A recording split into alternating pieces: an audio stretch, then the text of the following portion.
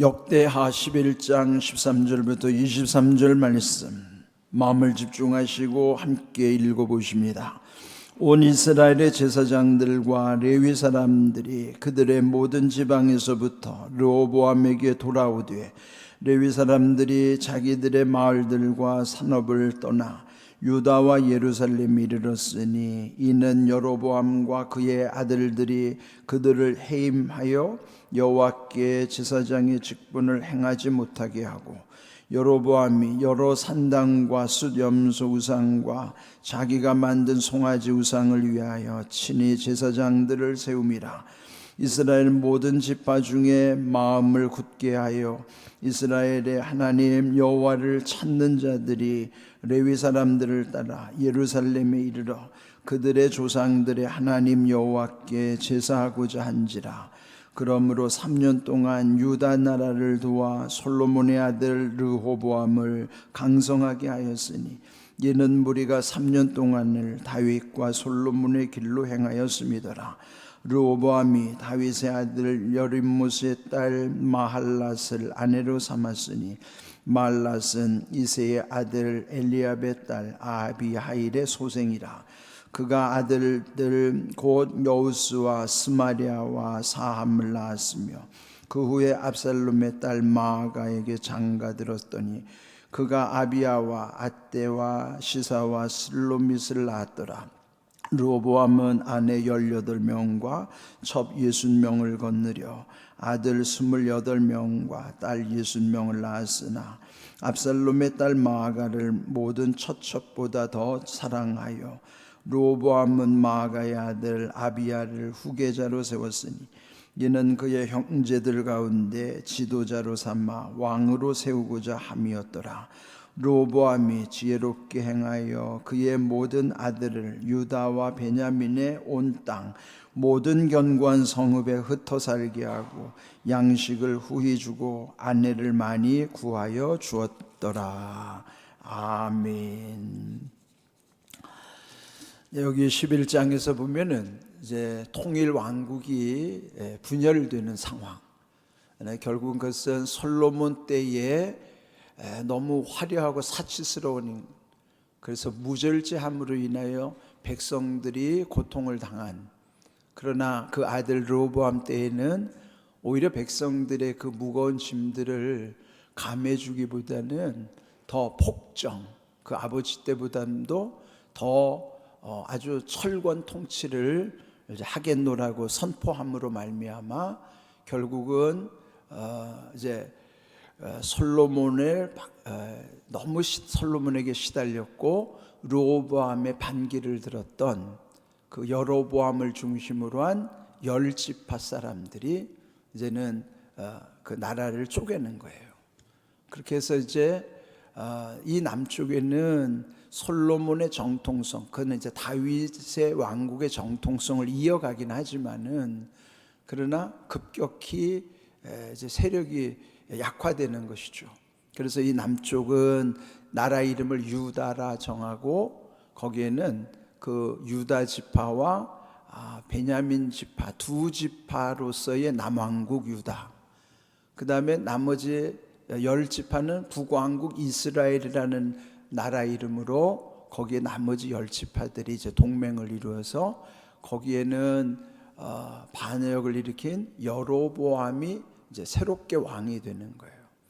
남쪽은 솔로몬의 뒤를 이어서 다윗 왕조가 계속 계승되는 것이지만은 북쪽은 오히려 새로운 왕조, 북이스라엘로서의 10지파 동맹으로서의 북이스라엘 나라를 새롭게 만들게 되는 것입니다. 근데 그 가운데 이제 어떤 현상이 일어나는가? 네, 그 어쨌든 12지파는 성전 중심의 신앙으로 그 민족이 세워진 거예요. 그런데 그 당시 성전이라는 것은 딱 한 곳밖에 없죠. 그는 남쪽 유다에 있는 예루살렘에만 성전이 있는 거예요. 그러면 성전을 주로 1년에 3번 중요한 절기 때마다 남자들은 제물을 가지고 이 남쪽 예루살렘으로 내려오는 거예요. 북쪽에 있는 사람들도 남쪽으로 이렇게 내려와서 하나님께 제사를 드리는 거죠. 그런데 이제는 나라가 분열이 됐어요. 그러니까 철조망이 가로막혔다고 생각해 보세요. 지금 우리는 남북 관계처럼. 그러면은 이제 북쪽에서 절기 때마다 제사를 드리려고 남쪽으로 내려오려고 하면은 그 새로운 왕 북쪽에 여로보암이 탐탁지 않죠. 백성들의 마음이 자꾸 남쪽으로 쏠리면, 만약에 북한에서 지금 북쪽 사람들이 자꾸 남쪽에 관심을 두게 되는데, 그러면은 북쪽의 최고 통치자는 신경이 거스를 수밖에 없죠.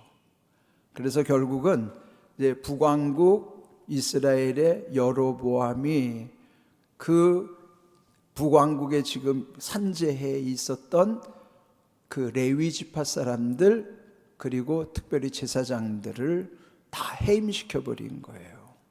그러니까 이제 오늘 읽은 말씀에 보면은 13절에 나오는 거죠. 온 이스라엘의 제사장들, 또 레위 사람들, 그들의 모든 지방에서부터 르호보암에게로 돌아왔다. 남쪽 유다로 내려왔다는 거예요. 왜 그랬는가?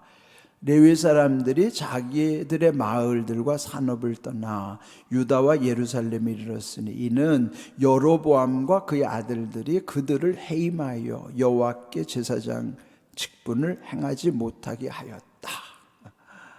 그러니까 이 특별히 12지파 중에서 레위 지파 사람들은요, 땅을 분배받지 못했죠. 12지파가 다 땅을 분배받았는데 레위 지파는 제사장 중심으로 또 성전에서 일어나는 그런 모든 일을 다 감당했기 때문에 이 레위 지파는 그 예루살렘의 성전 관리뿐만 아니라 전국의 12지파에 흩어져 있는 데서 거기에 이제 전체 48개의 성읍을 이제 분배받은 거예요. 그러니까 12지파에서 자기들이 받은 성 중에서 성들을 내놓아서 48성읍이 전국에 흩어져 있는 거예요. 그러니까 다른 지파들은 다 한 지파가 큰 지역을 이루고서 있는 데 비해서 이 레위 지파는 전국 12지파 안에서 각각의 내놓은 성 48개 성, 그건 전국에 흩어져 있는 성이에요. 그 중에서도 6성읍은 도피성이라고 그래서 요단강을 중심으로 이쪽 서쪽과 동쪽에 각각 3군데씩, 그럼 전체 6군데 도피성을 두는 것은 우리가 갑자기 어떤 사람을 죽일 때, 그러니까 그거는 고의적으로 사람을 죽이는 것이 아니라 실수로, 그러면은 그 사람 실수로 사람을 죽였다 하더라도 율법에는 사람을 죽이면은 거기에 똑같이 복수를 하면 그 사람도 죽여야 되는 거예요. 그런데 고의적으로 죽인 게 아니니까 억울하죠. 그러니까 실수로 사람을 죽여서 자기가 죽음의 공포를 느끼면은 그 중에 제일 가까운 도피성으로 들어가면은 살아요. 그래서 도피성을 누가 관리하는가 하면은 레위 지파에서 관리를 하는 거예요.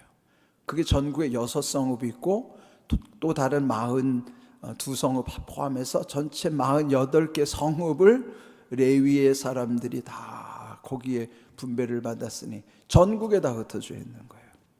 그런데 지금 분단이 됐어요. 그런데 이 여로보암이 그 하나님을 섬기던 일을 다 막아버리고 제사장들을 다 해임시켜 버렸어요. 그럼 어떡합니까? 신앙의 자유를 찾아서 남쪽으로 내려와야죠. 우리나라도 분단됐을 때 옛날 평양이 우리나라에서 최고로 아주 복음화율이 높았던 곳, 옛날에 평양이 주일 성수할 때는 주일에 장사하는 사람 다 문을 닫아서 아주 그 평양 시내가 조용할 정도로, 그래 일명 옛날 평양을 동양의 예루살렘이라고 할 만큼, 그러니까 얼마나 평양의 복음화율이 높았던가를 알 수 있죠. 그런데 이제 분단됐을 때 어떻게 했습니까? 그 북한의 기독교인들이 남으로 내려온 거예요. 물론 일부도 남아 있었지만은, 그래서 교회를 지키기도 했지만은 그때 견디지 못하고 많은 사람들이 남쪽으로 내려와서 교회를 세운 것이 오늘날 영락교회, 충현교회, 또 다른 많은 북한 사람들이 내려와서 세운 교회들이 남쪽에도 엄청 영향을 많이 미친 거예요. 그러니까 지금 우리나라에 그런 옛날에 현상이 있었듯이 지금 여기에 북이스라엘과 남유다가 분단되면서 먼저 나타난 현상이 북쪽에서 신앙의 자유를 찾아서 남쪽으로 내려오는 거예요. 그 해고당한 이 제사장들, 그래서 지금 이제 그 얘기를 말씀을 하는 겁니다. 또 15절, 여로보암이 여러 산당과 숫 염소 우상과 자기가 만든 송아지 우상을 위하여 친히 제사장들을 세웁니다. 하나님의 일을 하는 제사장들은 다 해임시켜버리고 우상을 섬기는 제사장들을 새로 뽑은 거예요. 그런데 제사장을 선출하는 것도 이게 왕이 세울 수가 없는 일입니다. 제비뽑기, 거기에 특별히 레위 지파에서 아론의 가문에서만 제사장을 할 수 있는데, 이제는 하나님의 제단은 폐위시켜 없애버리고 곳곳에 우상들을 만들어 놨어요. 더군다나 단과 베델에다가 금송아지를 만들어 놓고 이 금송아지가 하나님이라고 속이는 거예요. 그러니까 얼마나 여로보암이 하나님 앞에 가증한 일을 하게 된 겁니까?